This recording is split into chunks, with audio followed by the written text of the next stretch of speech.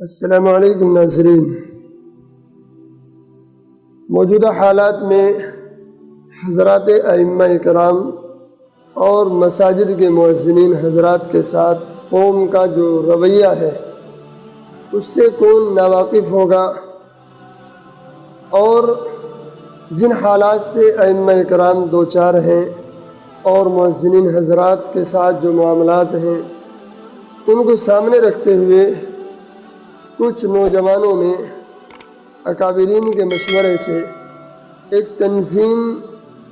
بنائی جس کا نام ہے تحریک کل ہند ائمہ مساجد۔ یہ تحریک سال گزشتہ سن 2021 کے اوائل میں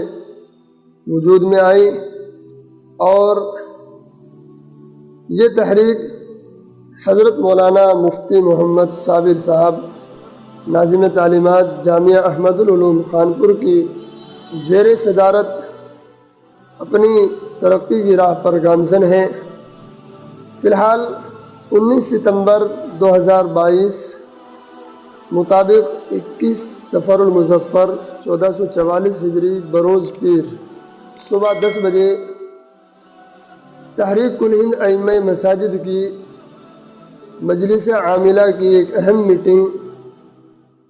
جامع مسجد لب سڑک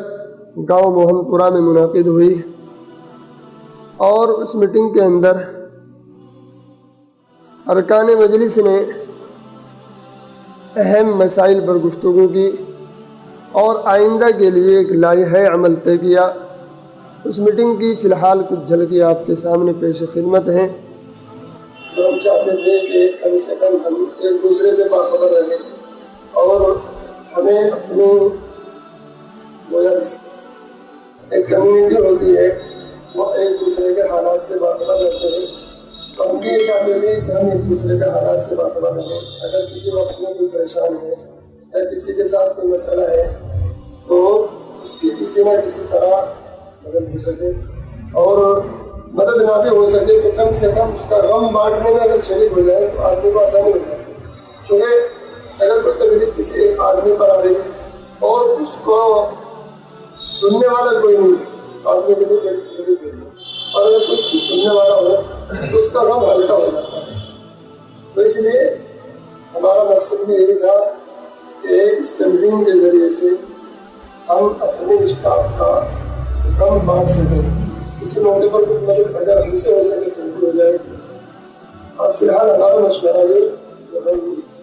یا منتظمین سمجھیے اور خادم سمجھیے، میں تو اپنے آپ کو خادم سمجھتا ہوں کہ اللہ تعالیٰ اس کے ذریعے سے خدمت کا موقع دے۔ اگر ہم اپنے آپ کو یہ سمجھ لیں کہ مجھے عہدہ مل گیا اور بس میں بڑا بن گیا تو کچھ نہیں ہوگا۔ اگر آدمی اپنے آپ کو خادم سمجھ لے تو خادم سمجھ کر کے وہ بہت کچھ کر سکتا ہے۔ تو اس لیے ہماری نیت یہ ہونی چاہیے کہ اللہ نے ہمیں خدمت کے لیے چنا ہے تو ہم خدمت کے لیے تیار رہیں، اور انشاءاللہ جس موقع پر ہمیں وقت نکالنا پڑے یا جان کی قربانی دینی پڑے یا مالی قربانی، ہر طرح کی قربانی دینے ہمیں تیار رہنا چاہیے۔ اور اس میں ہم یہ نہ سوچیں کہ ہمیں اس کا کسی سے بھی بدلہ ملے۔ وما اسألکم علیہ اجرا ان اجریہ الا علی رب العالمین، اللہ کے نبیوں نے اعلان کیا تھا کہ ہم تم سے اجرت نہیں لیتے، ہم تو صرف اس لیے ہوئے ہیں کہ اللہ تعالیٰ ہی اس کا اجر ہے، اللہ تعالیٰ اس کا بدلہ طلب کرتے ہیں۔ اور جس طرح انبیاء کرام نے اس سلسلے میں نامعلوم کیا کیا سننا پڑا، کیسی کیسی تکلیفیں سہنی پڑی، ہو سکتا ہے ہمیں بھی سہنی پڑے، اور ہم دیکھیں گے کسی کے پاس جائیں گے سامنے والا یہ سمجھے گا کہ کوئی لالچ۔ آج کل چونکہ ہوتا یہی ہے کہ کسی کے پاس چل کر کے جاتا ہے تو وہ آدمی یہ سوچتا ہے کہ مطلب کو آیا، چونکہ دنیا ہو ہی ایسی گئی کہ ہر آدمی کسی کے پاس جاتا ہے تو مطلب کے لیے جاتا ہے، دوسرے کے فائدے کے لیے، اور اس نیت سے کہ اس کو کچھ فائدہ پہنچاؤ، اس نیت سے کوئی جاتا ہے۔ تو اس لیے کوئی اگر جاتا ہے تو اس کے بارے میں شبہ نہیں ہوتا ہے مطلب ہوگا اسے اس لیے آیا۔ تو ہم کسی کے پاس جائیں گے تو صرف جائیں گے اس کے فائدے کے لیے، وہ بھلے ہی ہمیں کچھ بھی کہے اس وجہ کو ہمیں برداشت کرنا پڑے۔ اب فی الحال ہمارے سامنے مسئلہ یہ ہے کہ ان کو جو رسیدیں ہمیں دی گئی تھی ان کے بارے میں ہم نے کیا کچھ کیا، کچھ ہوا یا نہیں ہوا۔ وہ اس لیے ہے کہ کہیں کسی موقع پر اگر کہیں ضرورت پڑے پیسے کی تو اس کے ذریعے سے کام لیا جا سکے. کیونکہ مقصد یہ ہے کہ کچھ مسجدیں ایسی ہوتی ہیں کہ وہاں یا تو لوگ امام کی اہمیت نہیں سمجھتے اور وہ اس کی خدمت کرنا نہیں چاہتے، یا کچھ جگہ ایسا ہے کہ وہاں لوگوں کے پاس ساتھی نہیں ہوتی ہے اور وہاں امام اگر نہ رہے تو مسجد میں رہنا، اور امام رہے تو کوئی کیسے رہے گا، ہر آدمی کے ساتھ خرچے ہو، بال بچے ہو، تو یہ فنڈ جو اکٹھا ہو جائے گا تاکہ ہم اس کے ذریعے سے مدد کر سکیں. اسی لیے حضرت مولانا صدیق صاحب کے موقع پر رہا تھا تو ایک جب بھی آپ مدرسے میں کوئی استاد جاتا تھا تو آپ ان کی پہل آنے کے بعد ان کی خبر بھی نہیں لیا کرتے تھے، بھائی خیر سے گزارے کی کیا شکل ہے، گزارا سی ہوا نہیں ہوا. اگر وہ کہتے تھے کوئی اساتذہ کی نہیں دقت نہیں تو حضرت ان کی تنخواہ میں اضافہ فرماتے تھے. تو آپ سے لکھانے کا سوال ہے کہ اگر ایسے ہی ہمارے آئمہ حضرات کے اوپر جو متولین ہیں یا مدرسے گزار ہیں، اگر وہ یہ پوچھیں بھائی آپ کے اخراجات میں کوئی دقت پیش آ رہی ہے اور ان کا بھی نظام بگڑتا ہی نہیں. فی الحال ہمیں یہ کام کرنا ہے کہ اپنے آس پاس میں جو مسجد ہے ان کا وہ امام ہے اور وہ تنخواہ میں ہے یا خزانہ میں ہے، ان کا موبائل نمبر جسے سب کا ہمارے پاس پورا ڈاٹا لگا ہے، تو اس کے بعد ہم اس کے بارے میں سوچیں کہ کس طرح اس کا گزارا ہو رہا ہے، کیسا کام چل رہا ہے نہیں چل رہا ہے. ساری مسجدوں کو ہمارے پاس پہلے جو ڈاٹا ہے کہ ہمارے گھر میں کتنے مسجدیں ہیں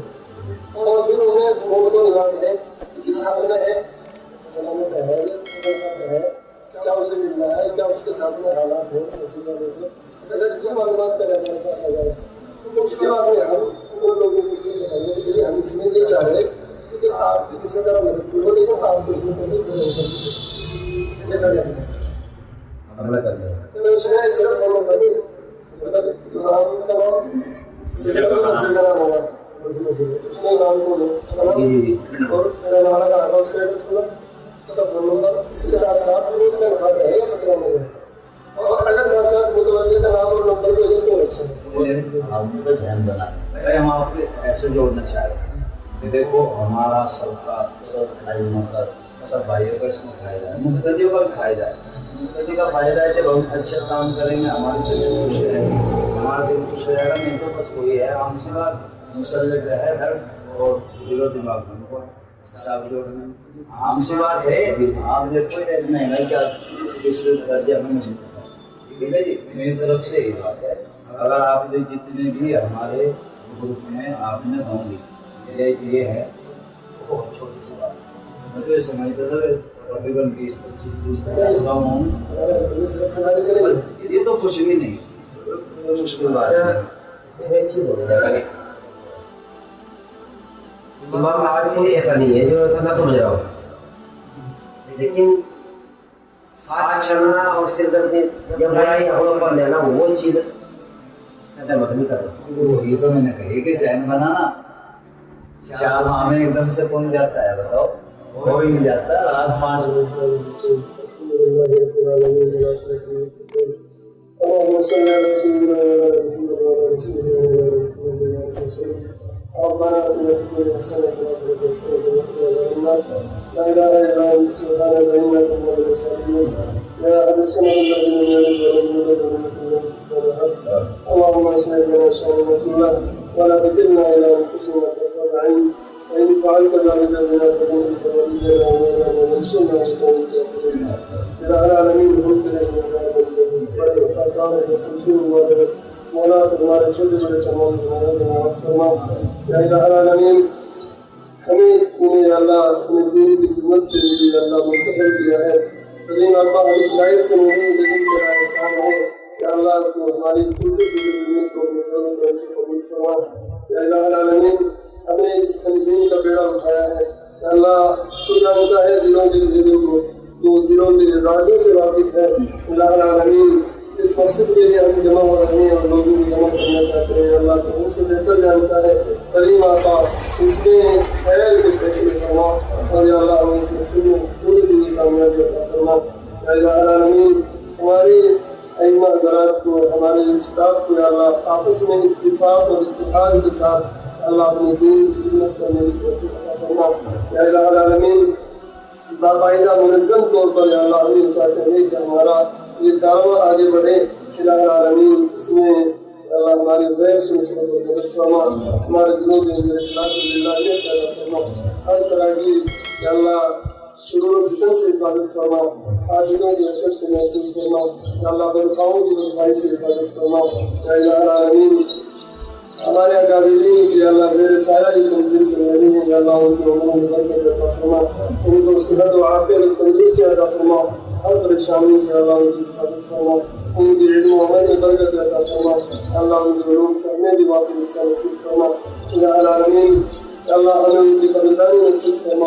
اللہ نے ہمارے اساتذہ علماء تعلیم دنیا سے سب کی مغفرت فرما ان کے درجات کی بلند فرما کریم آقا اس وقت مدارس کے اوپر بڑے حالات ہیں یا اللہ حکومت کی اللہ بڑی ٹیڑھی نگاہیں ان مدارس کے اوپر ہے خاص طور سے اللہ مسلمان نشانے پر ہیں الہ العالمین ان ظالموں کی ظلم سے ہماری حفاظت فرما ہماری مساجد کی مدارس کی خانقاہوں کی تنظیموں کی حفاظت فرما تمام مسلمانوں کی جان کی مال کی ایمان کی عزت کی آبرو کی حفاظت فرما الہ العالمین ہم نے جو مانگا وہ بھی عطا فرما جو نہیں مانگ سکے اللہ اپنے فضل و کرم سے اپنی شان عطا فرما کریم آقا ہماری مختصر سی دعاؤں میں پہنچاڑے حبیب صلی اللہ علیہ وسلم کی سے فرما وصلی اللہ تعالیٰ علیہ وسلم